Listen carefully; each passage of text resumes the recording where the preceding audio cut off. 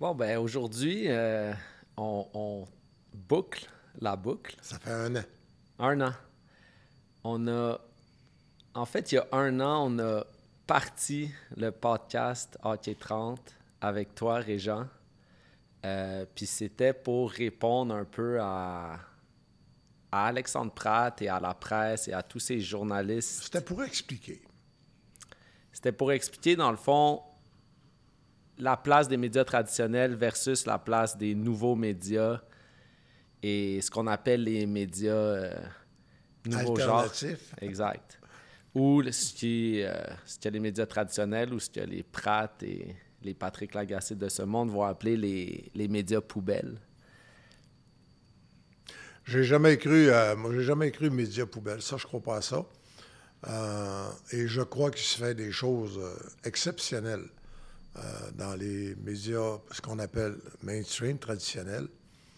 Et puis, les tendances générales, culturelles, je le réalise aussi, vont obliger tout le monde à un focus différent. C'est justement Alexandre Pratt qui a publié milieu de août, là, il y a quelques jours, une chronique, les habitudes d'écoute du sport, par exemple, à la télé, par les jeunes en bas de 25 ans. Et c'est à la fois, c'est hallucinant à lire, mais en même temps, c'est extrêmement angoissant pour, par exemple, les réseaux, pour les promoteurs de sport, même pour les équipes. La capacité d'attention, pas capacité, le potentiel il est là, mais l'habitude d'écoute, ce n'est que de quelques minutes maintenant. Un match de hockey qui dure 2h30, 3 heures, puis ça s'éternise, puis qu'il y a du chamoyage, puis qu'il ne se passe rien, ou un match de baseball. Il y a le jeune de 18-20 ans qui est habitué à TikTok, puis à Instagram, puis moins pire, là, mais qui est habitué à une espèce de concentré. Lui, là, a dépassé 3 minutes, les dit, ben non, on niaise. À tel point que DAZN offre maintenant, pendant les matchs, il offre le match, mais en même temps, en parallèle, offre des récapitulatifs de 3 minutes, 4 minutes, 2 minutes de ce qui s'est passé dans le match, parce qu'il y a une clientèle, cette clientèle-là de 18-24 ou 16-24 a de la difficulté à prendre plus que 3 minutes en même temps. Oui, c'est pour ça que Red Zone, ce qu'on appelle Red Zone dans la NFL, on partit ce format-là où on passe d'un match en match dès qu'ils sont proches de la zone de toucher, dans le fond, où on essaie de justement s'adapter aux jeunes. Mais au Québec, on voit que TVA Sport et RDS ne se sont toujours pas adaptés à la jeune génération. Oui, mais il n'y a peut-être pas assez. Tu sais, tu prends les 16-24 ou 18-25. En réalité, les codes d'écoute, c'est 18-25. Tu prends les 18-25 aux États-Unis, la tranche, ça doit te donner quoi? 20 millions de personnes? Oui, c'est clair. Tu prends les 18-25 au Québec, ça te donne quoi? Oui, c'est ça. Vas-tu investir une quantité d'argent avec des monteurs, des capteurs, puis un réseau en parallèle pour essayer d'offrir ça à une clientèle qui représente, quoi, je ne sais pas, 50 000 personnes peut-être, 100 000? Ouais, ben là, tu touches le nerf de la guerre, là. Est-ce que ça vaut la peine de dépenser autant d'argent? On le sait, là, les droits ont été vendus à Rogers pour 11 milliards de dollars. On est en pleine négociation pour la sous-licence francophone. Pierre-Carl Pelado a déjà dit « Oubliez ça, j'ai déjà perdu assez d'argent, on ne pourra pas rivaliser. » Mais tu sais, les gens qui nous écoutent, là, le calcul, il n'est pas compliqué. 11 milliards. Côté francophone, mettons, ça fait à peu près 23 %. Mettons que Rogers accepte comme la première fois 20 pour les droits francophones. Bien, 11 milliards, 20 de 11 milliards, si je fais un calcul vite, là, tu es encore à 2,2 milliards. Ouch! Non, mais 2,2 milliards, ça fait 220 millions par année pendant 10 ans. Et pourtant, on dit que RDS s'enligne pour avoir au moins 40 matchs. On parle de 40 entre 50 matchs entre RDS et Crave. Est-ce que RDS perd énormément d'argent aussi? La TVA Sport sont pas seuls. RDS, on l'oublie, mais RDS, l'an dernier, a perdu Je pense qu'ils ont perdu 2 ou 3 millions de plus que TVA Sport. Et à moins que je me trompe, le désabonnement à RDS a été supérieur au taux d'annulation à TVA Sport. Mais là, ça peut dépendre, je ne sais pas. C'est évident que si tu avais beaucoup plus d'abonnés, en nombre pur, tu peux avoir un nombre supérieur. Est-ce que, en termes de pourcentage, je n'ai pas ces données-là. Mais il se fait... Mais pourquoi même la Câblo, je veux dire, tu vas le vivre vite là, avec tes enfants. Je veux dire, moi, là, on a quelqu'un à la maison qui a 22 ans, il va avoir 22 ans. Là. Lui, là, à Québec, étudiant en finance à l'Université Laval, peut t'annoncer qu'il n'y a pas de câble, il n'y a rien de ça, puis il manque rien. Il a l'impression qu'il manque rien. Est-ce qu'il écoute du sport? Il écoute du football, il écoute de la boxe beaucoup, évidemment, avec une mère qui est productrice dans la boxe. Oui, évidemment. Il est intéressé à suivre le sport. Mais puis le hockey, comme par exemple, il vient d'écouter les 7 ou 8 épisodes de La Reconstruction. L'info pub sportive du Canadien. Oui, mais lui, il ne l'a pas vu comme ça. Non? Il a vu ça avec un regard, je dirais, neuf. Donc, il n'y a pas parce qu'il ne s'intéressait pas, il n'a pas suivi de match pendant l'année, il ne lit pas les journaux, il ne lit pas mes chroniques, il est ailleurs. Donc, il regardait ça, puis il n'a pas perçu, on en a parlé ensemble, donc j'ai fait comprendre un petit peu que le documentaire était sur Crave, qui appartient à Bell, une production avec un ancien réalisateur de RDS qui appartient à Bell, puis que... l'actionnaire, le deuxième plus gros actionnaire du Canadien, c'est Bell.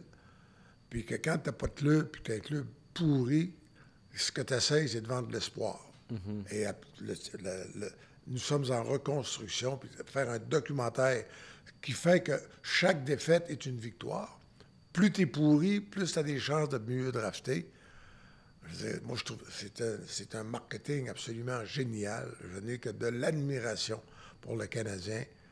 Et puis, hey, les gens ont tellement avalé, ont tellement accepté le principe de l'espoir par la reconstruction, que le monde a oublié que le Canadien s'est classé le dernier soir de l'année. La gloire de participer aux séries, là, ça s'est réglé le dernier soir. C'est un peu le drame de TVA Sport, parce que TVA Sport a signé son contrat en 2014. Et depuis ce temps-là, ils ont fait quoi, des séries? Une fois ou deux? Oui, ils n'avaient pas fait les séries depuis 2017, je pense. Ouais. Puis là, le Canadien sort de sa reconstruction, puis là, TVA Sport vont être... Quand ils vont être prêts à gagner la Coupe Stanley, ils vont gagner à RDS ou à Crave. Ouais. Puis tu me parles de RDS a perdu plus d'argent que TVA Sport, qu'il y a un désabonnement qui est un peu plus exponentiel du côté de RDS et Bell par rapport à TVA Sport. Et pourtant, c'est TVA Sport sur les réseaux sociaux qui continue de se faire planter, ridiculiser. C'est vraiment la marque qui va être le premier punching bag sur les réseaux sociaux. C'est la marque. Je pense que c'est la bonne expression. Je vais te donner un exemple. Moi, j'ai trouvé que la couverture du tennis avait été, je dirais, angle de caméra. Mais c'est sûr que les angles de caméra étaient celles du réseau américain. Mais je veux dire, les caméras supplémentaires de TVA ont très bien fait le travail. J'ai aimé le duo Frédéric Gay qui aime le tennis. Elle est incroyable. Et avec Richard Legendre, qui est monsieur tennis, dans le fond, au Québec. Puis qu'en plus, il y a de l'aplomb, il y a de la connaissance, il y a du vécu, il a joué sur le circuit. Il a été ministre péquiste, ce qui est dans ma vie, selon moi, est un grand accomplissement dans la vie. Et donc, ça a fait un duo, je dirais, la perfection n'existe pas, mais trouve-moi mieux que ça, là. Félix Séguin, c'est sûr que Félix Séguin a écouté Serge Fortin il y a 14 ans qui disait qu'à TVA Sport, ça serait l'émotion qui primerait. T'sais. Je pense que j'ai entendu le mot « quelle émotion, quelle émotion, ouais, on sent l'émotion ». Il y avait son jeu de mots aussi, on t'aime, aime beaucoup, on t'aime beaucoup. C'est des affaires à Félix Séguin. Ouais. Mais enlève ces irritants-là, la description, le travail, c'était propre. Pas de quoi se faire écœurer. Je pense que quelqu'un que j'aime beaucoup, moi, Michel Godbout. Michel Godbout, je pense, peut-être, je ne sais pas si Michel a travaillé je ne sais pas s'il a travaillé longtemps, s'il vient de Gatineau, près d'Ottawa, je ne sais pas. Mais il m'a semblé qu'il n'y a pas eu les bons réflexes. Ça, c'est évident. Comme vouloir faire chanter à Victoria Mboko la chanson de Star Academy. Non, mais c'est ça. Mais ça, c'est une gaffe. Mais en général, je ne peux pas dire que dans les entrevues sur ce qui est très difficile, soit dit en passant. Tu sais, David, il te mettrait un micro dans la main devant 12 000 personnes. La joueuse vient de finir, a perdu ou gagné, elle est dans un état soit de peine ou d'euphorie. Le français n'est pas la langue qu'elle utilise sur le circuit. Fait que là, ça prend de l'aplomb. Oui, je comprends, Régent, mais de là à dire à une Congolaise qui a grandi à Toronto... Mais pour finir mon raisonnement là-dessus, tu peux prendre deux irritants. Une gaffe, pas juste une gaffe. Michel Godbout n'a pas été le Michel Godbout que moi j'aime. OK? Il n'a pas été bon. Mais ça ne veut pas dire qu'il n'est pas bon dans le reste de l'année. Là. Mais là-dessus, ça n'a pas été une job. C'était pas taillé sur mesure pour lui. Mettons ça de même. Est-ce que l'ensemble de la couverture, objectivement, là, c'est une couverture réussie? Moi, je pense que le départ d'Eugénie Bouchard, c'était fait avec sobriété, c'était bien fait à TVA. Je pense que la montée, la vague Victoria Mboko, je veux dire, ben, c'est sûr qu'ils ont bien exploité ça. Ça leur a donné une soirée à 500-600 000 de cote d'écoute. C'est un cadeau du ciel, ça. Incroyable. Mais ce que je veux dire, tu peux dire là-dessus, sur tel point, le jeu de l'émotion et les jeux de mots faciles avec Mboko, Félix Seguin, là-dessus, mais le reste du travail, il était bien correct. Son analyste, elle s'est améliorée. C'était écœurant. Mademoiselle Pelletier s'est améliorée. Là. Ben, je me souviens à ses débuts, quand elle a arrêté de jouer, puis qu'ils l'ont bombardée, analyste. Mais elle a fait du bon travail tout le long. Marie-Ève Pelletier. Hein, Marie-Ève était très, très bonne. Puis à Toronto, j'ai même pas le nom de... L'analyste à Toronto était impeccable également. Fait que globalement, là, si tu me disais, si je faisais une chronique sur TVA Sport au tennis, je dirais que globalement, c'était une belle job. Une job bien correcte. Avec un irritant, puis vraiment quelqu'un qui n'était pas mal préparé ou pas à sa place. Est-ce que ça valait le déferlement d'ordures? Ben, c'est que ça vend. Sur les réseaux sociaux? Je veux dire, mon article le plus lu du mois, ça a été, la bourde monumentale de Michel Godbout. Moi, j'ai écrit 3 lignes sur Facebook. Ouais. J'ai eu 58 000 vues. C'est pauvre Michel. Qui en plus, son disque favori dans la vie, c'est From Elvis in Memphis. Fait que moi, un gars, un fan d'Elvis, il a déjà pardonné 80% de ses gaffes. Mais est-ce que tu penses que ça vient d'en haut, qu'on lui dit, hey, parce que quand on pense à Québécois, on pense à Convergence, ou c'est vraiment, ça venait de lui, de vouloir Mais non, la faire chanter la chanson de Star Academy? C'est sûr que non. Ça venait d'en haut, non? C'est pas ça un peu le problème de Québécois? On essaie de tout converger, de promouvoir tout en même temps, puis au final, ça fait un fiasco. Ça fait pas un fiasco, ça fait un mauvais moment. Ben, ça fait un mauvais moment, mais sur les réseaux sociaux... Ah, pour les réseaux sociaux, ça devient un crime. C'est un peu la... Moi, je pense qu'il y a un réalisateur quelconque. Il y a quelqu'un dans la... C'est pas LP Neveu qui a pensé à ça. LP Neveu, c'est un... Je dirais terre à terre. LP Neveu, c'est ce qui aurait voulu, lui. À un moment donné, tu as semblé te blesser. Ça a-tu influencé ton jeu beaucoup? Ouais. Dans le fond, c'est ça la question posée. Elle s'est fait mal au poignet. Je vais te prendre la balle au bon. Là. Tu me parles de LP Neveu. Ouais. LP Neveu, qui est le big boss de TVA Sport. Là. Et toute l'information à TVA maintenant. Oui, dans le fond, on peut dire que maintenant, c'est le big boss de TVA. Non. Pas encore. Sport et nouvelles. Sport et nouvelles. Ouais. OK. Il n'y a pas des ambitions de Il y a un président à TVA. Oui, non, c'est clair. C'est Pierre-Carl Péladeau. Ouais. Et c'est peut-être... Est-ce que tu penses que Pierre-Carl Péladeau devrait un peu, pas s'effacer, mais comme de juste reculer puis de justement... Moi, si j'étais un actionnaire important de Québécois, je me dirais, on a un président qui est président de TVA, qui est président de Freedom, qui est président de Vidéotron, qui est président de Québécois Média, qui est président de... Ça fait bien des présidences. Ouais. Ça fait beaucoup d'orgueil aussi dans ce sens. Non, mais en même temps, je le sais, moi, pour l'avoir... la capacité de travail de Pierre-Carl Péladeau, c'est assez exceptionnel. Ah ouais, c'est un bourreau de travail. Ah, mais capacité aussi. Ouais. Ça veut dire... tu sais, faire une entrevue avec Pierre-Carl Péladeau, contrairement à ce que les gens, je pense, peuvent s'imaginer, c'est plus les questions sont torquées, plus c'est serré, plus il aime ça. Parce qu'il est vraiment intelligent, il est vraiment brillant. D'ailleurs, il avait été très, très bon avec Patrice Roy. Il s'était tenu debout. Oui, parce qu'il est capable. Non, il n'a pas peur de se faire challenger du tout. Maintenant, quand tu es président de tout, tu es actionnaire de contrôle de tout, c'est quoi la tendance naturelle de ceux qui travaillent autour du roi Soleil? Oui, de s'incliner. C'est de contribuer à la gloire du roi Soleil. Ben oui. Puis est-ce que tu penses que c'est pour ça que LP Neveu est devenu...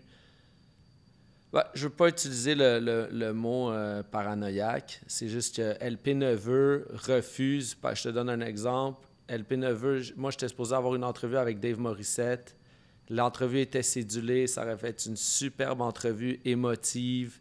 Parce qu'on sait que, tu sais, moi puis Dave, on a eu on a notre historique et tout.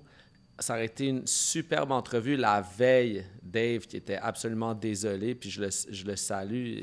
Il m'a dit « Ah, je peux pas venir, mon boss veut pas. LP Neveu veut pas. » C'est pas la première fois que ça arrive. LP Neveu veut pas que les gens de TVA Sport viennent me parler sur le réseau de Hockey 30.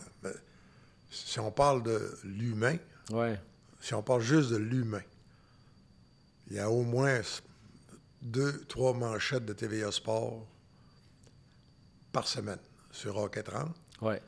Ça veut dire que lui est obligé de gérer les feedbacks, les réactions des gens qui lisent. Honnêtement, moi, je pense qu'il y a des soirs, c'est sûr qu'il ne s'endort pas en faisant des rêves roses à David Garrel. Je pense qu'il doit vouloir... pourvu que je ne rêve pas à lui, je ne veux pas faire de cauchemar. Oui, ça, je peux comprendre. Non, mais c'est pas de la paranoïa. C'est pas digéré encore. C'est de la revanche, quoi. Même pas. Mais... dans le fond, là, il nous fait suer. On va le faire suer. Mais au niveau business. Au niveau business. Je veux dire, moi, personnellement, au niveau business, c'est quoi il y a certains de tes textes qui, je trouve, depuis un an, ça s'est amélioré. Je trouve, moi, personnellement, je trouve qu'à Hockey 30, il y a beaucoup d'informations accrochées sur des... Il y a des opinions, il y a des éclats, il y a du style Hockey 30, des outrances, disons ça de même, l'extravagance un peu. Du drame.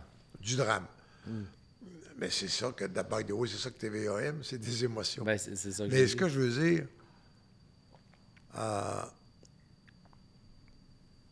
les réactions sont réelles. Une affaire bien ordinaire, puis à un moment donné, bingo. Hockey 30 reprend un segment, une entrevue. Comme, par exemple, j'ai vu, moi, on a dû voir ça à peu près en même temps, un soir, avant de m'endormir, je regardais ça, Pierre Turgeon. Je ne sais même pas c'était où, je pense que j'ai vu ça sur Instagram, qui racontait ce qui s'est passé, Mario Tremblay et Patrick Roy. Il était capitaine du club quand c'est arrivé. Ouais. Il était capitaine de 30 ans, même. Ouais. Il n'aurait rien dit. Mais là, Pierre Turgeon, aujourd'hui, membre du Temple de la Renommée, qui est heureux, qui a du fun dans la vie, puis qui est solide, il raconte tout. Honnêtement, ça a passé dans le beurre au Québec, ça. Ouais. Complètement. Le Journal de Montréal, j'ai rien vu. Le Journal de... Ça aurait passé dans le beurre complètement. Patrick aurait dormi tranquille. Mario Tremblay, qui doit vivre à Terrebonne, je pense, aurait une journée tranquille. Hockey 30 prend ça, serre, va chercher le jus là-dedans, bien pressé, Ouais. pilé comme il faut. Puis ça, c'était pas moi, là, c'est mon employé, là, Bon, ben, ton qui a employé. été formé à la bonne école.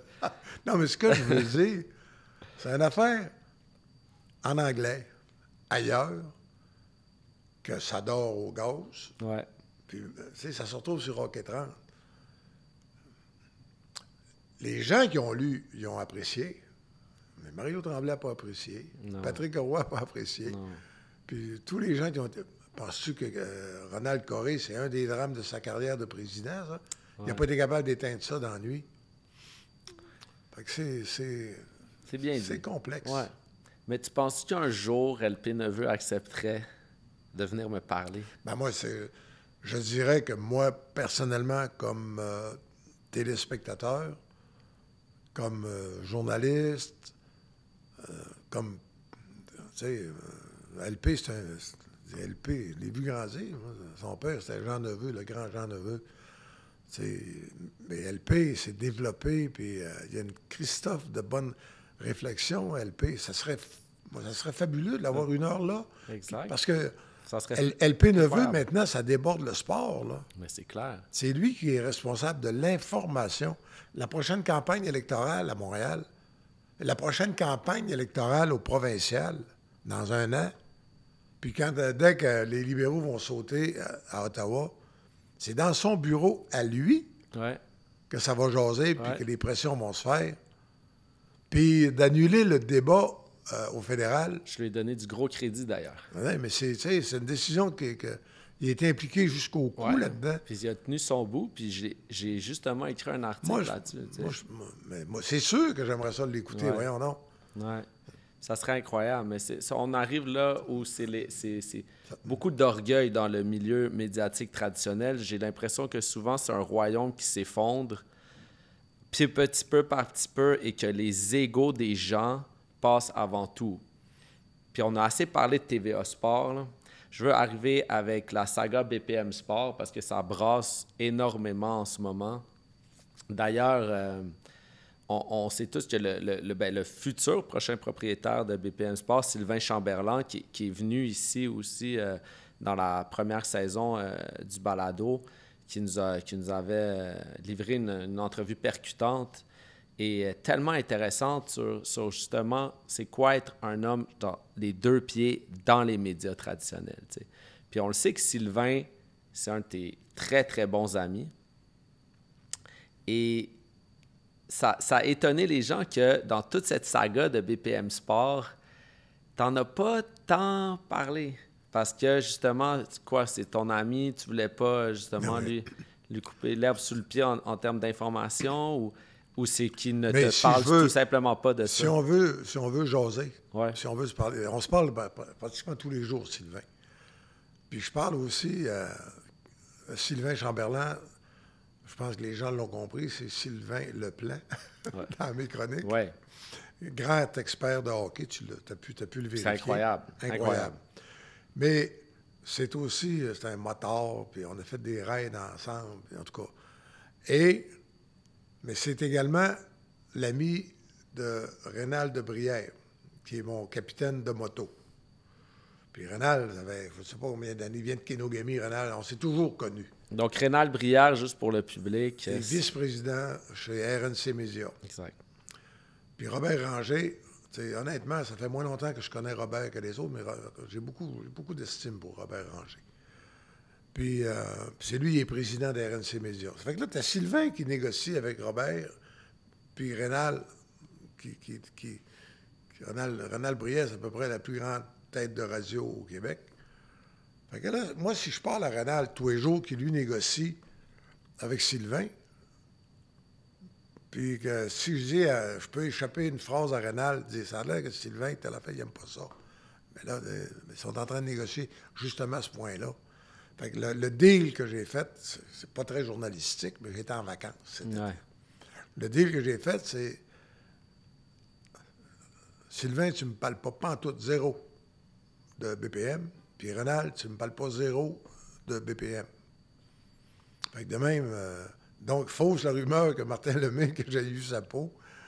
Oui, ben c'est ça. Fait que, ben, c'est parce que c'est ça. Il y a des gens qui, dans le milieu Alors, qui disaient que tu avais monté Sylvain non.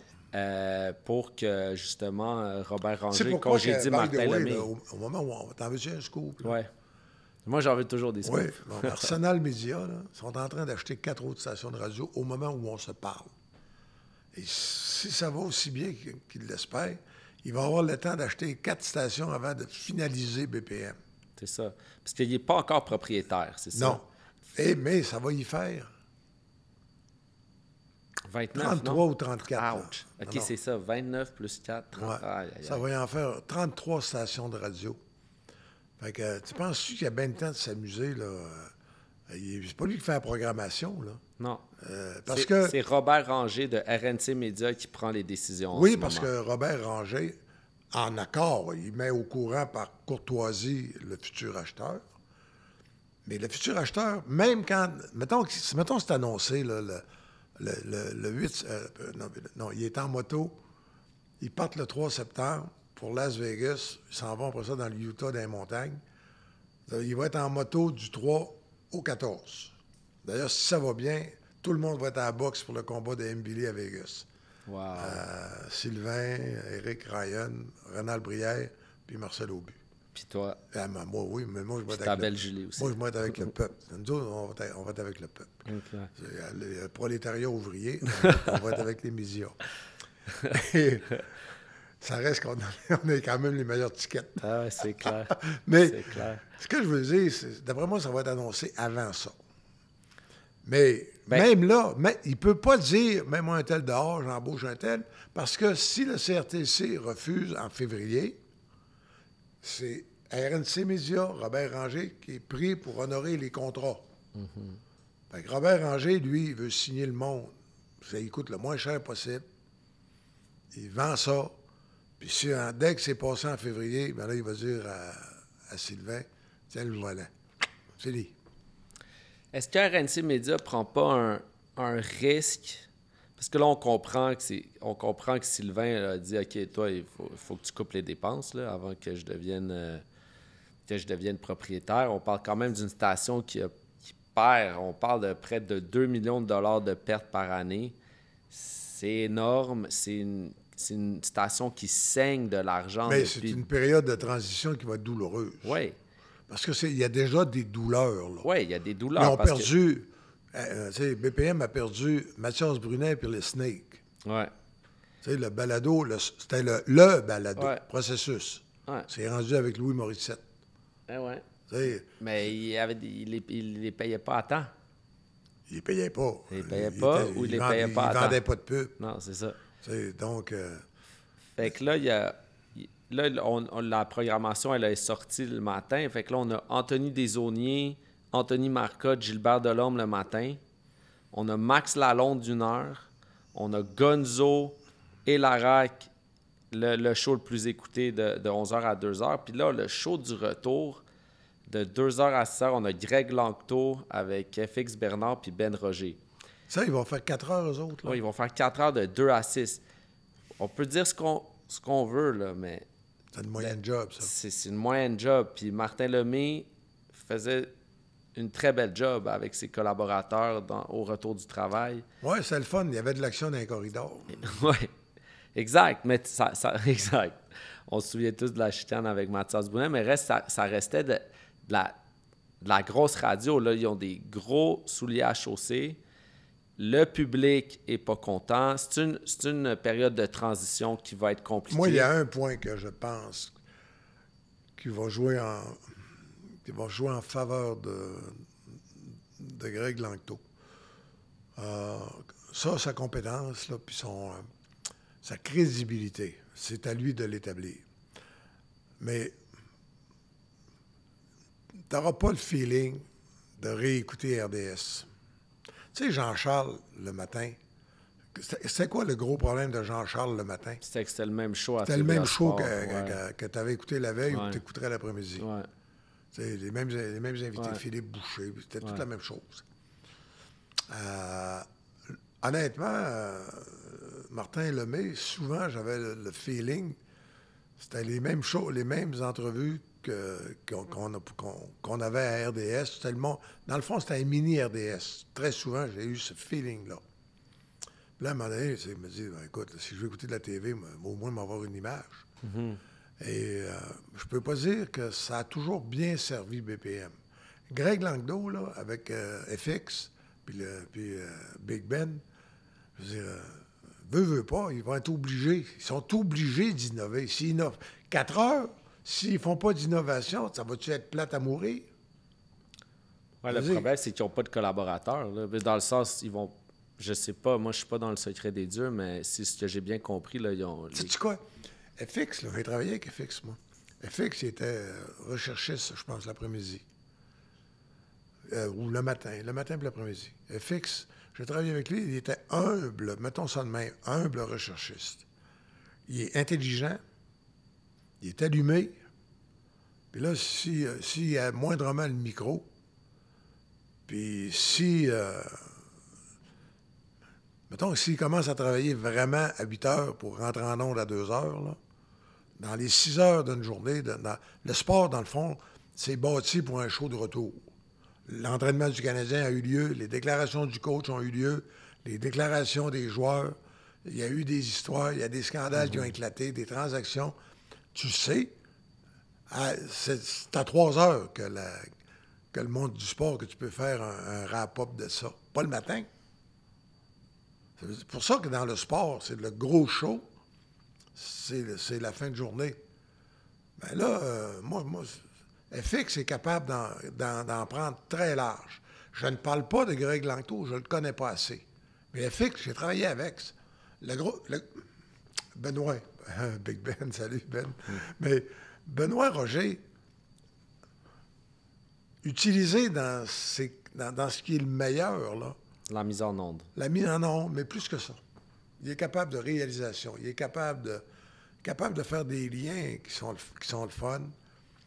Et utiliser dans vraiment, là, plus que dire, là, on va à la pause. Mais tu sais, si on le sollicite le moindrement, ses talents, il y a une grosse capacité. Puis Greg Langto, ben, là, c'est lui. Celui qui est au bat, tu sais qui? C'est Greg Langto. Ouais. Lui, il a le projecteur d'en face. Et là, c'est ta voix à lui. Selon moi, il y a juste une façon de travailler. Puis là, selon ce qui circule, il y a, ce show-là va pas, RNC Media va pas mettre $1 sur ce show-là. Ce serait payé exclusivement par Bet99 puis Billet.ca. Donc... Ben, comme commanditaire. Oui, comme commanditaire. Ben, dans le fond, selon ce qui circule, tu sais, ben, pourquoi pas, tu sais, si ça permet justement... L'argent est payé à RNC, puis RNC paye les animateurs. Tu penses que la pression est moins grande quand c'est les commanditaires qui payent et non la station même? Non. La pression, ça va être quoi? Le premier bulletin, là. Tu sais, Martin Lemay, il y avait quoi? 12, 13, 14 parts de marché?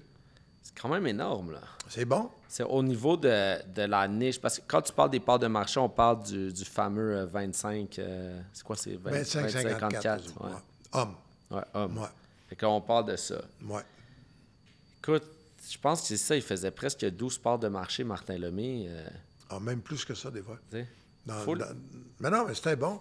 Faut lui donner. Mais c'est surprenant, tu sais. Il y a des affaires qui sont difficiles à comprendre par la suite. Mais comment est-ce que... Voyons, Langdo, c'était quoi son prénom? Voyons donc.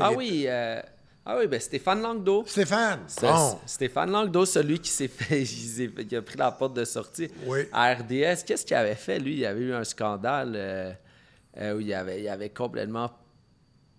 Il avait sauté une Non, il coche a sur remis quelqu'un. sa démission mais après... sur un coup de tête parce qu'il y avait eu, je pense, quelque chose. Oui, c'est ça. Il y avait eu... Mais Stéphane Langdo à BPM, j'ai travaillé avec 2 ans, moi. Puis, il a pris la succession de Jean-Charles Lajoie.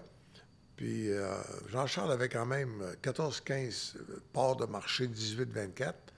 Et Langdo a monté ça à 15-16. Mais Jean-Charles Lajoie, honnêtement... C'est une bête de radio. C'est une bête de radio. Quand il fait juste la radio. Quand il fait juste la radio. Ouais. Quel dommage, en fait, c'est ça. Mais ça... Il n'aurait jamais dû aller à la télé, Jean-Charles. Moi, un de mes grands amis des médias me disait, pas plus tard qu'hier, que BPM, il y a une personne au Québec qui est capable de remettre ça sur la bonne voie, C'est Sylvain. sur les rails. Puis le gars me dit, c'est Sylvain Chamberlain. Ah, écoute, moi, quand je l'ai eu en entrevue, j'ai été sur le temps, derrière. En même temps, il faut comprendre. Sylvain Chamberlain, mettons qu'il est pour rentrer là, 935 000. Il ne sortira pas plus que 934. Il n'y a aucune des stations de Sylvain Chamberlain qui perd de l'argent. Ah, c'est ça. Puis on oublie que il a acheté les stations de... Sylvain Chamberlain était vice-président chez Attraction. À l'époque, Attraction, ben, c'était encore gros Attraction, là, mais dans les actionnaires, tu avais le fonds de la FTQ, tu avais des Jacques Parisien était sur le board de l'ancien grand boss à Télémédia, et pas à Télémédia, à l'autre, à Radio Mutuelle.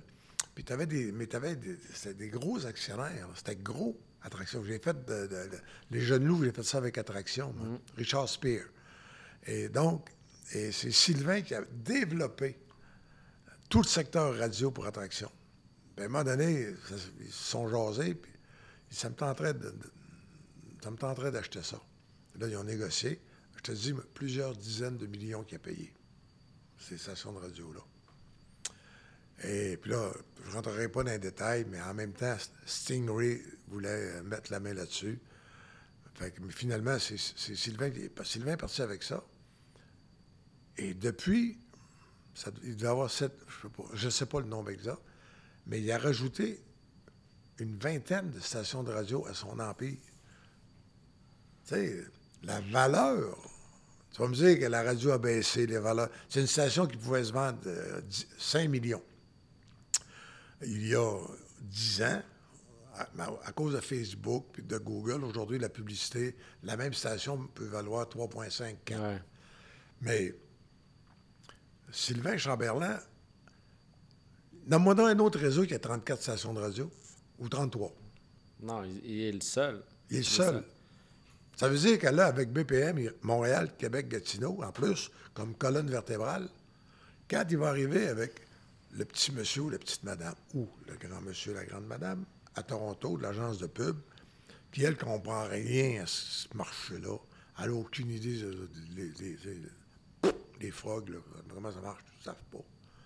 Lui, il va arriver, il va dire « Hey, madame, vous voulez parler à Robertval? Je suis là. Vous voulez parler à Cécile? Je suis là. Vous voulez parler à Drummondville, Victo, Matane, Bas-du-Fleuve, Gaspé? Vous voulez parler à Montréal? Vous voulez parler à Québec? Vous voulez parler à Gatineau? Je suis là. » Ouais, c'est là où il va pouvoir mettre tout son réseau au service. Ouais, c'est ça. De BPM. Penses-tu qu'il peut arranger l'antenne radio de BPM? Est-ce que ça s'arrange-tu, ça, ou c'est le poste qui est pas bon pour ça griche? Non, c'est pas ça. Le problème, ça coûte pas une fortune. Tu veux dire, pourquoi, par exemple, dans le temps, c'est cassé? C'est cassé jusqu'à ce que le soleil se couche. Ça y mettait à 50 mégawatts, je ne sais pas, 50 000 watts. C'était quelque chose comme ça, la pub. Mais dès que le soleil se couchait, pour ne pas nuire aux stations américaines qui avaient déjà des droits acquis, c'est cassé, tombé à 10 000. Fait que là, à 73, là, à un moment donné, tu te promenais, puis 72,9 ou 72,8, ou une station quelconque de Plattsburgh, de Burlington rentrait à Montréal. Parce que le soir, les ondes voyagent de façon différente, là, AM. Mais quand 91.9 a eu son antenne, la loi prévoit, tu as cette direction d'antenne-là, tu as cette puissance-là, pour ne pas déborder sur le 92.5. Je te donne ça. OK, c'est pour ça que ça griche, là, quand t'es rendu... Ben moi, chez nous, à Saint-Sauveur, Sainte-Adèle, on a déménagé, là, mais notre ancienne maison. Quand l'auto était à côté de la porte d'entrée, 91.9 français rentrait parfait. Je reculais l'auto jusqu'à la boîte à mal, puis là, ça tombait en anglais. Il y a une station américaine qui rentrait. Wow! Même chose sur la Rive-Sud, là. La Rive-Sud, t'es passé un certain... Mais je pense ça que griche à tout ça Saint-Jean, va se régler. avec Sylvain. Non, mais anyway, je veux dire, il y a de plus en plus, la plupart des gens maintenant, ben, c'est sûr que je prends l'auto 91.9, c'est parfait, mais sinon, l'application partout. Moi, le matin, quand je vais faire mes 3000 pas, je pars avec, sérieux, je suis pas capable trop de Saint-Cy d'écouter le matin 98.5 ou 80. Je mets 98, l'application de Radio X à Québec. Puis, tu sais, je ne suis pas comptabilisé nulle part, je suis convaincu. T'es plus capable d'écouter le 98.5? Non, mais l'été, je trouve ça, comme là, aujourd'hui, en s'en venant faire l'entrevue, là, c'est moi, la discussion sur le meilleur genre de vibrateur. Ils n'ont même pas pensé à l'ancien vibrateur. Il y avait, il y avait un petit... Attends. Sur le 98.5, il parlait des meilleurs... Je ne sais pas, parce que j'ai pitonné pour essayer de trouver de quoi de bon. C'est un des deux. Okay. Tous les objets sexuels, moi. Puis là, je me dis, oh, le Québec est en danger, là. Mais, hey, ça veut juste dire que les médias traditionnels, ça veut dire que l'écoute, si c'est ça qu'on offre, c'est parce qu'on a une écoute que c'est ça qu'on veut. Puis là, c'est parfait, parce que je veux arriver au autre sujet. Tu me parles de ce que le public veut. J'ai pas le choix, Régent, de te parler de... Je sais pas si c'est un scandale. En tout cas, c'est une saga justement, on va parler de lancer compte. Parce qu'il y a le Journal de Montréal qui en a parlé, puis ça jase énormément sur les réseaux sociaux dès qu'on parle de lancer compte, qui, on peut dire, qu'il fait partie du patrimoine culturel québécois. Les personnages. Puis là, il y avait une pièce qui allait être présentée. On parle des esquisses. J'ai des esquisses, là. Jean-François Blais. Jean-François Blais. On parle de théâtre, de cirque, mais on parle d'une présentation d'honneur pour rendre hommage. Pour le 40e anniversaire. Ça va faire 40 ans le 2 septembre 26. C'est incroyable, hein? Ça fait 40 ans. 40 ans. Et ça passe à RTV, là. Fait que dans le fond, le premier épisode de Lancer Compte, c'est en 85. Ouais. Moi, je suis né en 85. Je suis un enfant de Lancer Compte. Tu es un enfant conçu après Lancer Compte. Mais non, je veux parler de ce scandale-là, parce qu'il y a une raison pourquoi là, cette pièce-là est en danger d'être présentée. Il n'y a pas juste ça. Il y avait aussi... il y a une demoiselle qui m'a appelé, ça fait 1 an, qui avait un beau projet de documentaire, puis j'ai donné les informations qui pouvaient l'aider. Puis, m'en donné 6 mois après, elle m'a dit, ça va trop être... On a des problèmes avec la productrice pour avoir des images. C'est tout ce que je sais. Donc, on va la nommer la productrice, Madame Caroline Héroux. Oui. Parce que là, on n'est pas dans la censure. By the way, c'est une bonne productrice. Oui, c'est une bonne productrice. Mais en ce moment, on pense, en tout cas, ce qu'on pense, quand on regarde cette histoire-là, ce qui se transmet de cette histoire-là, c'est qu'il y a une productrice, Caroline Héroux, bonne ou pas bonne, que son ego mène son bout du nez. Parce que là, il y a une pièce de théâtre incroyable qui pourrait être présentée justement pour les 40 ans de Lancer Compte. Et Madame ne veut pas. Non, mais regarde, ça veut dire, ça devient le milieu de la télévision et des arts a une peur bleue des chicanes. Parce que c'est tout subventionné, là. Moi, Lancer Compte, là, on achète rapidement, là, mettons, 39 les 3 premières séries, les téléfilms, c'était des heures et demie, mettons, ça fait 9, l'équivalent de 9 heures. 39 fait 40, 39 plus, ça fait 48, plus 7 autres saisons. Mettons 100 heures, mettons 110 heures de télévision. Mais ça, en moyenne, mais ça à 8 millions par série.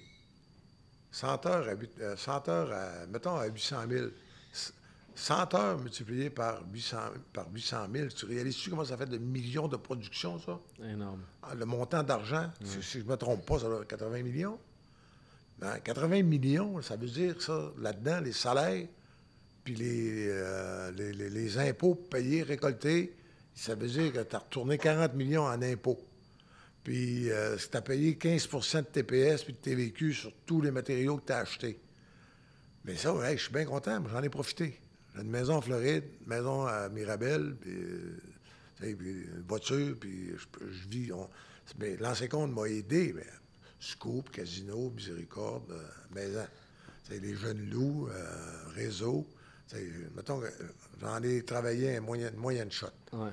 Mais ce que je veux dire, les maisons de production aussi, ils ont ramassé, je peux t'annoncer à chaque année. Moi, je peux tout le temps, hey, gérer ça, puis aller tourner au Colisée, puis négocier avec les comédiens, convaincre tous les comédiens de lancer compte, les gros comédiens de lancer compte, là. Carl Marotte, Ponton, Denis Bouchard, Marc Messier, Marina Orsini, Michel Forgette, je viens de t'en nommer 6. Les 6 avaient l'élégance de dire « Personne ne va gagner plus que Carl Marotte ».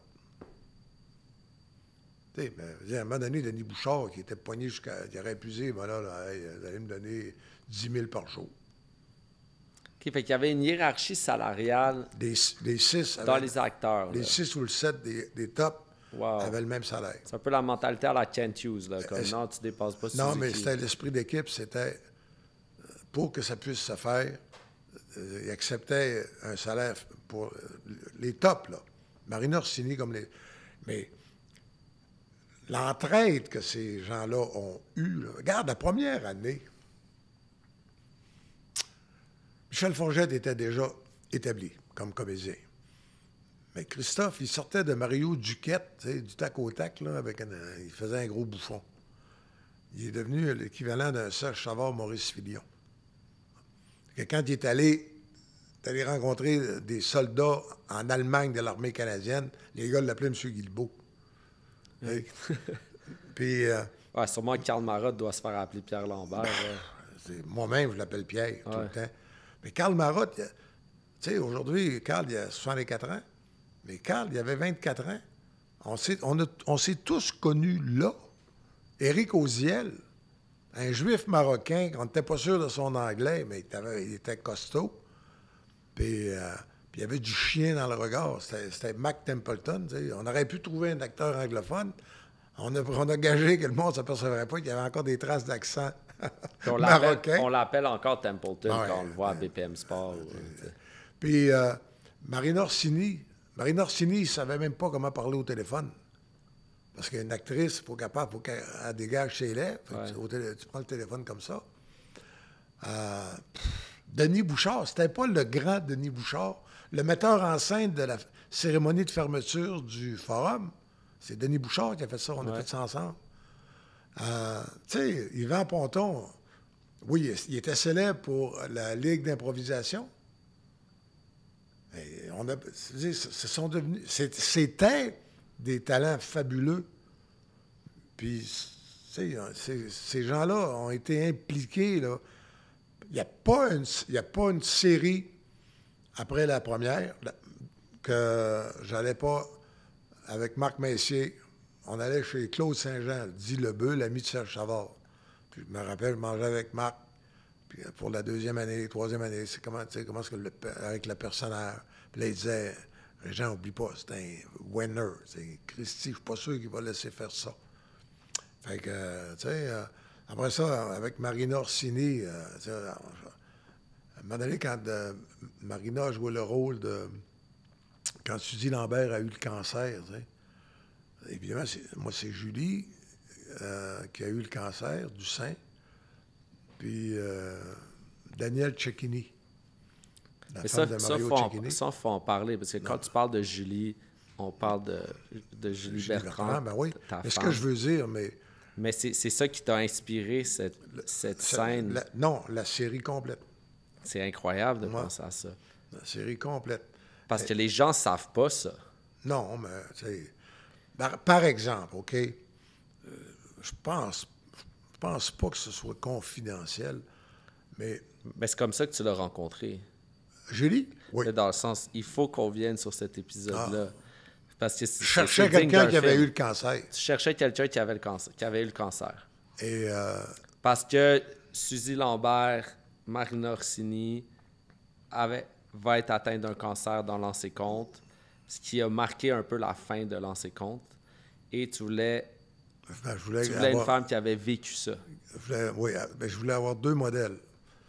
Parce que comme auteur dramatique, si tu as un seul modèle, ça peut être teinté, tu peux trop t'éloigner. Peut-être qu'une femme exceptionnelle va avoir une réaction exceptionnelle, mais tu as peut-être 99% des femmes qui vont réagir autrement. Donc, je me disais qu'avec 2 personnes, et c'est devenu des amis. Daniel, c'est la femme de Mario Cecchini, Daniel, là. Veut pas, ça a rentré dans ma vie, ça. Puis elle connaît Julie aussi, ils sont connus. Puis, mais je mangeais avec Daniel, qui, elle, vivait avec Mario Cecchini une vie de couple de telle façon. Comme Daniel, elle, avant même de commencer la chimiothérapie, elle s'est acheté une perruque. Elle s'est fait fabriquer une perruque blonde.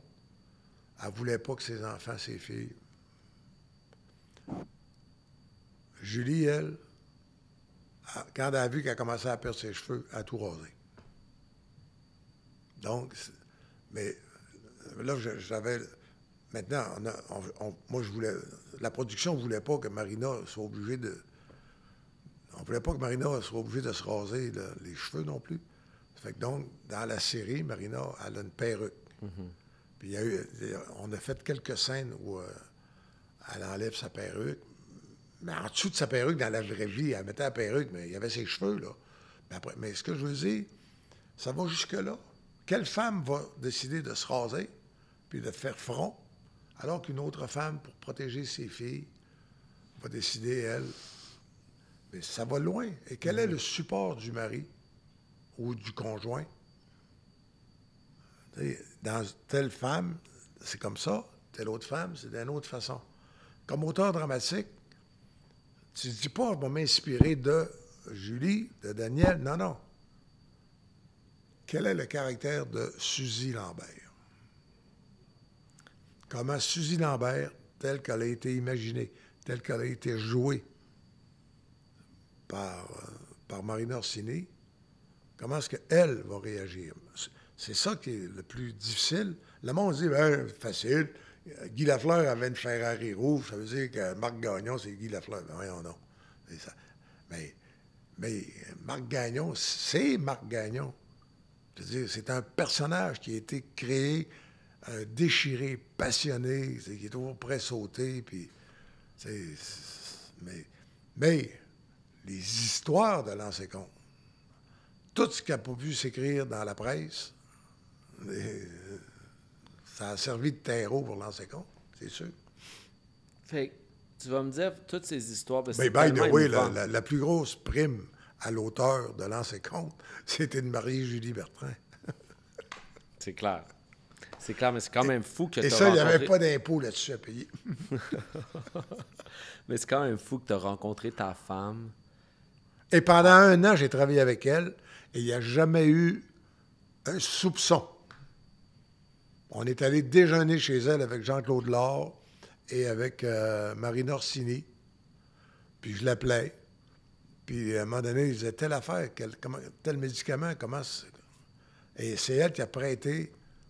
Elle a prêté ses capsules de médicaments qu'on voit quand Marina Orsini.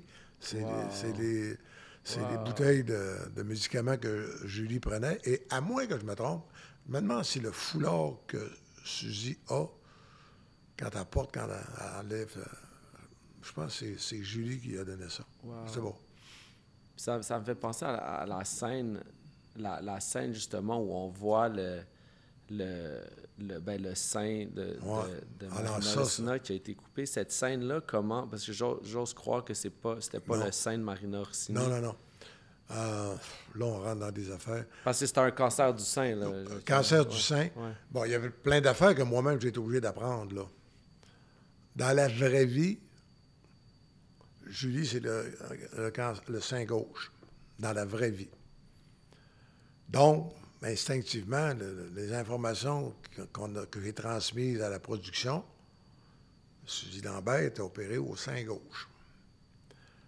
Mais là j'avais donc Julie et Daniel Simard qui me donnait les informations sur leur vie à eux autres. Comment tu vis ça, toi? Mais Julie m'avait demandé une drôle d'affaire. Elle dit, Régent, m'a t'aidé sur tout.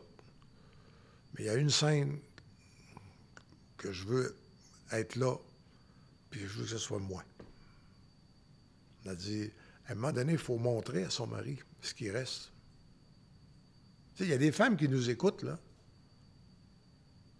L'ablation complète du sein, il reste une immense cicatrice, c'est ce qui reste avant la reconstruction. C'est le cas de dire du Canadien. Mais, tu sais, c'est ça qui reste. À un moment donné, tu veux faire l'amour, il faut tout bien que... À un moment donné, tu ne peux pas toujours faire l'amour avec un T-shirt et un bandeau. Donc, fait que Julie a dit, tu sais, il y a une scène, à un moment donné, si Marina, si tu écris cette scène-là, je veux la tourner. Fait que je m'en souvenais, là. J'écris dans le 8e épisode, je pense. Là, la scène est écrite, puis Marc Gagnon regarde, puis là, il se penche vers elle pour embrasser ce qui reste. Là, en voulant, le symbole du geste, c'est « Je te trouve belle ». Fait que là, ça va bien. Tu vas retrouver l'année facilement parce que je suis à Boston, dans les playoffs. Et le tournage est prévu le jeudi. Donc, je suis à Boston le dimanche. Le téléphone sonne. Là, ils ont vu Julie. Entre-temps. Mais Julie, entre-temps, ça a duré 8 mois, l'écriture puis tout ça, là, a eu une reconstruction du sein.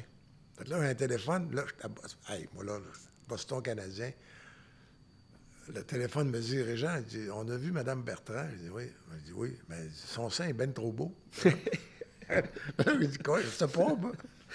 Elle dit, elle avait une reconstruction du sein. Fait que là, il n'y a plus de cicatrice. Ouais. Fait que là, j'appelle, je me souviens plus de son nom, mais c'est une jeune oncologue, elle a à peu près une trentaine d'années. Elle m'a aidé. Je ne l'ai jamais vue en personne. Un dynamisme épouvantable. Quelqu'un m'avait donné son nom, puis elle, je l'appelais, là.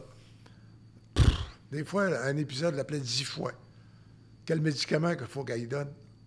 Là, elle disait, attends un petit peu, là. C'est quoi qu'elle a? Là, elle disait, ablation du téton. Je disais, oui.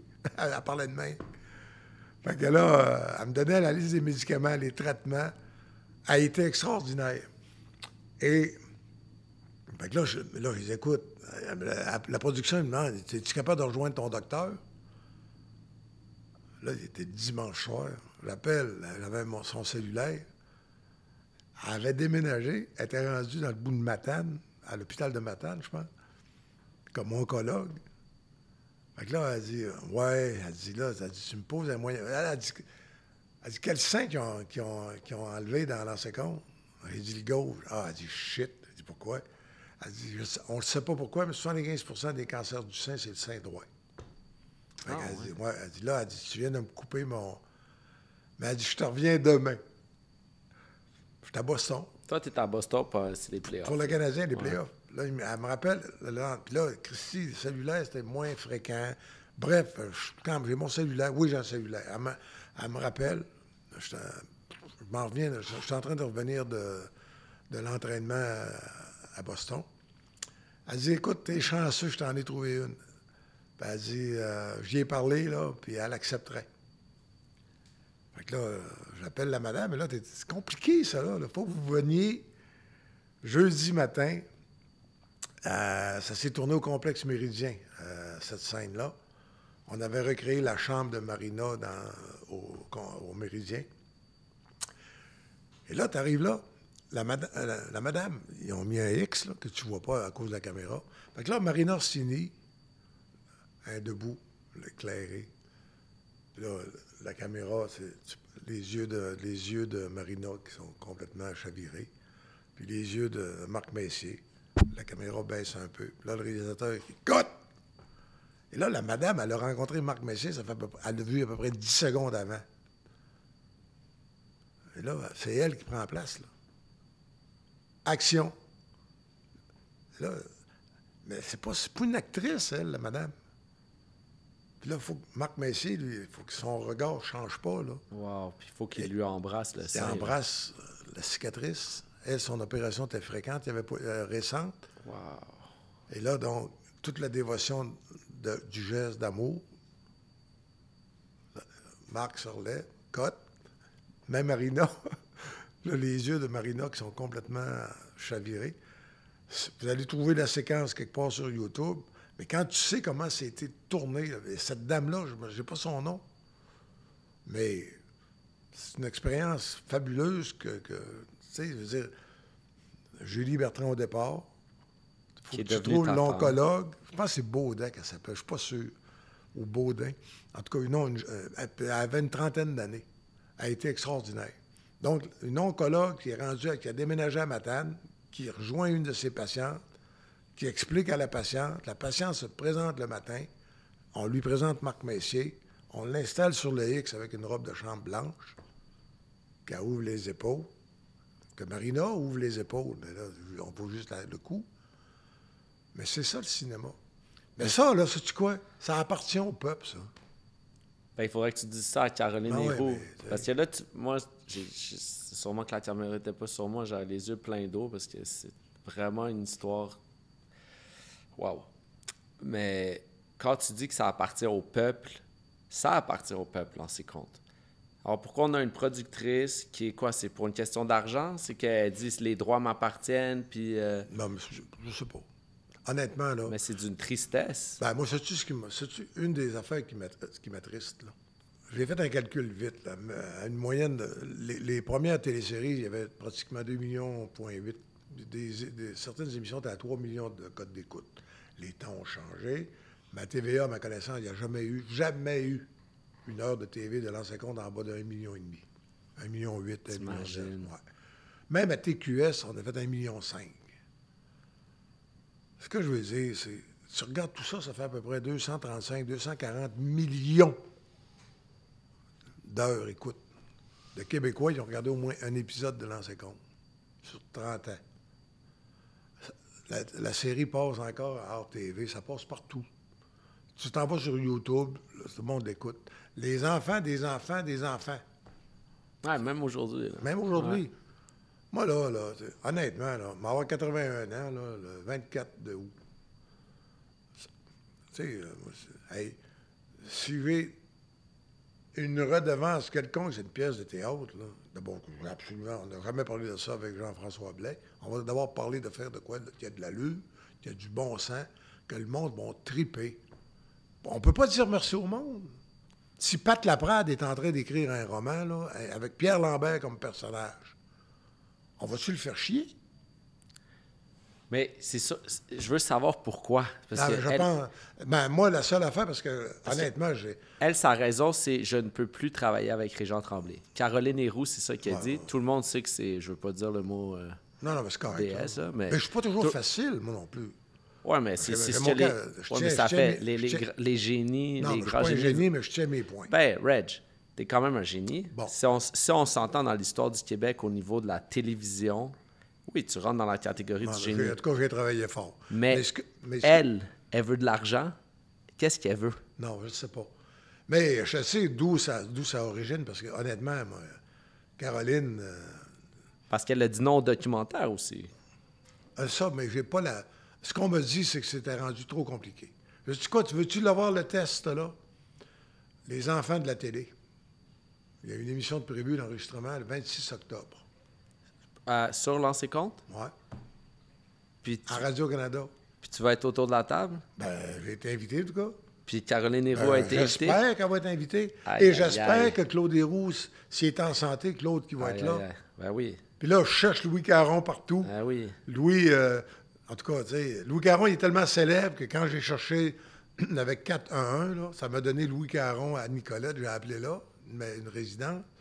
Mais ils ont dit, il n'y a pas de M. Louis Caron, on est sur la rue Louis Caron. Wow.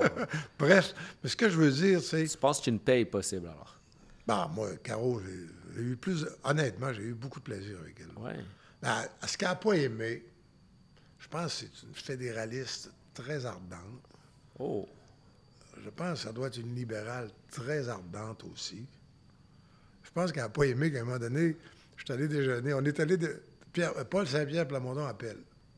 Puis je l'adore, lui.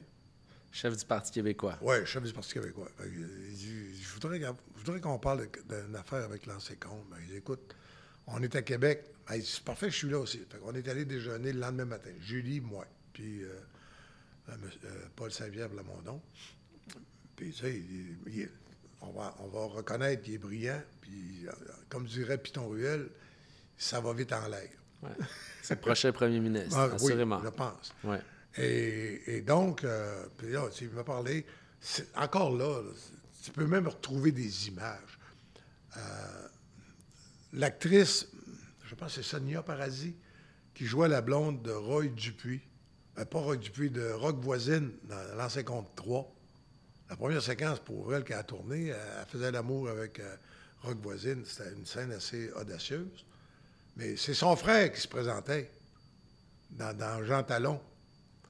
Ah oui, tu parles de la publicité qu'ils ont faite pour le Parti québécois avec la chanson de Lancé Compte. Oui, Go, go, go. Go, puis, go, go. Puis ils ont fait une publicité, une parodie de Lancé Compte. Qui est devenue virale, oui, d'ailleurs. pour inciter les gens à aller voter, à appuyer le PQ. Bon, là, ça a fait une crise. Là. Elle m'a appelé, elle était hystérique. Wow. Elle a envoyé des mises en demeure, puis elle m'a envoyé une mise en demeure, puis elle voulait que je paye ses frais d'avocat à elle, 2500. Elle a des avocats qui ne chargent pas cher, by the way, 2500, c'est pas cher. Fait que... Mais là, le PQ, ils ont dit, madame, on va vous l'enlever, je comprends, le gars est élu maintenant. Puis deuxièmement, ils ont payé, le Parti québécois, ils ont fait selon les règles. Je pense qu'à l'Union des artistes, ils ont envoyé 75 piastres pour le cachet de Yvan Ponton qui crie « Go, go, go ». Wow! Fait que tu penses que ça part de là? C'est sûr que ça part de là, parce que Caro, là, j'ai toujours eu du plaisir avec. OK. Wow! Bon, en tout cas, si on a un message pour Caroline Héroux, là, c'est comme tu dis... By the way, regarde, la vie, là, c'est sûr que quand tu vieillis, c'est peut-être plus facile. Paul Saint-Pierre Plamondon, c'est pas vraiment un ami personnel parce qu'il va être premier ministre. Puis il est à Québec, puis il en a jusqu'aux oreilles, puis je l'ai connu plus tard. Mais je peux te dire que si j'envoie un message qu'il faudrait que je lui parle, il va rappeler. Ouais. Puis même affaire. Puis quand on se parle, by the way, c'est un amateur de hockey qui s'y connaît big time. Hein? Il faudrait qu'il vienne sur Hockey Oui, 30. oui. Ah, il est vraiment bon. Éric Duhem, c'est un ami personnel, Éric Duhem. Mais vraiment un ami personnel. Éric Duhem sait que prochaines élections, on va voter pour PQ. Parce que je suis un indépendantiste. Mais ça n'enlève rien, mon amitié avec Éric Duhem. Puis à New York, à un moment donné, on s'est payé une sortie à l'Opéra, puis au Carnegie Hall.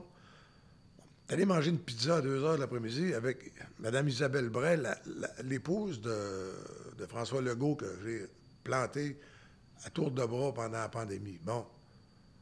Mais la vie, là, sais-tu quoi? Ingéniale, Mme Bray. On a eu du fun, on a eu un fun noir. Dans la pizzeria, juste à côté du Carnegie Hall, c'est là que les vrais génies vont manger après les répétitions. Éric Duhem, on a joué au pickleball ensemble en Floride, puis il est venu chez nous, puis je l'aime, Éric Duhem, c'est mon ami. Puis Paul Saint-Pierre Plamondon, sur le plan de la personnalité, puis de la pensée politique, un peu trop à gauche, là, à mon goût. Mais ça, faisons l'indépendant, puis après ça, on réglera gauche-droite. Mais ce que je veux dire, c'est une bonne personne. Fait que là, parce que Éric, il ne faudrait plus qu'il me parle parce que j'ai parlé à Paul Saint-Pierre Plamondon. Paul Saint-Pierre Plamondon devrait se méfier parce que je parle à Éric, puis que Mme Bray, on l'a trouvé formidable. Non, c'est ça. Ben voyons donc. C'est ça. Travailler avec du monde compétent, ça, c'est pas compliqué. Il y en a au Québec. Travailler avec du monde compétent qui ne sont pas dans des carcans. C'est tout ce que je demande. Si on veut flyer, by the way, là, as-tu un joueur de la Ligue nationale qui s'est affiché, qui est sorti, comme on dit, du garde-robe? Non. Philippe Lalumière dans l'ancien compte. Exact. Dave Morissette. Dave Morissette. C'est Dave, là, qui un jour, tu vas l'avoir en entrevue. Si LP Neveu accepte. Ouais, tu lui feras compter comment ça s'est passé. Ouais. J'étais à Vancouver, je couvrais les Olympiques. Puis le matin, avant de couvrir les Olympiques, je prenais 2 heures pour écrire l'ancien compte, le long métrage. Je l'ai appelé. J'ai dit, Dave, j'ai un personnage homosexuels dans la Ligue nationale. Mais j'ai dit, comme d'habitude, le monde ont tout plein de préjugés. Si c'est le plus tough qu'on a connu les dernières années à Montréal qui joue le rôle, ils ne pourront pas accuser personne d'avoir fait un amalgame ou un préjugé ou une préjugé. caricature. J'ai dit, ça te tente-tu? Hey, là, il a capoté bien raide. J'ai dit, j'ai juste une condition. Puis c'est pas moi le producteur, là. Non, la productrice étant Mme Héroux. J'ai dit, Christophe, engage-toi un coach vite, puis apprends. Wow.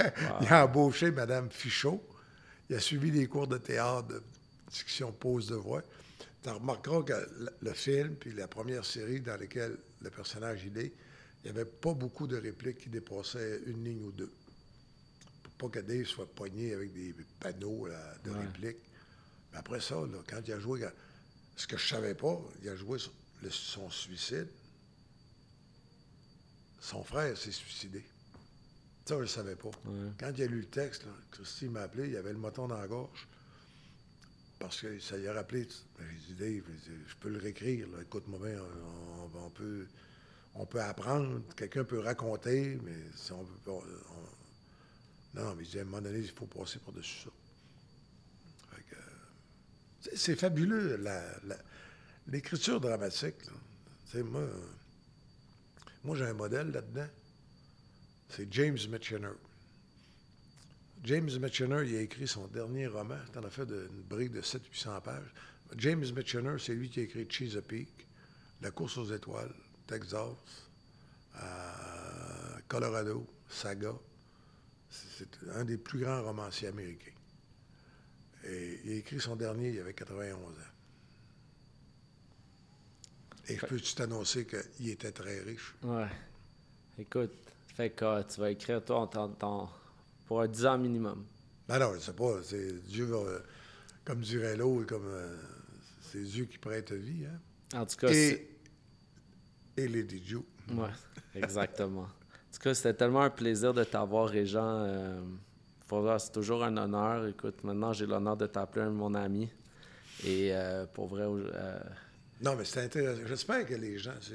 On fait ce métier-là pour les gens. Non, mais aujourd'hui, on est passé, là, écoute, aujourd'hui, on est passé des médias traditionnels à TVA Sport versus RDS, à la saga BPM Sport, à la saga Lancer Compte.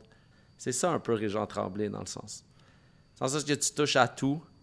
C'est pour ça que tu fais partie de notre patrimoine culturel québécois. C'est pour ça que c'était un honneur de t'avoir. Et là, il faut que je remonte. Je suis en train d'écrire une série pour l'Europe. Good. Un contrat d'écriture intéressant. À suivre. À suivre. Merci beaucoup, Reg. Bye. Merci.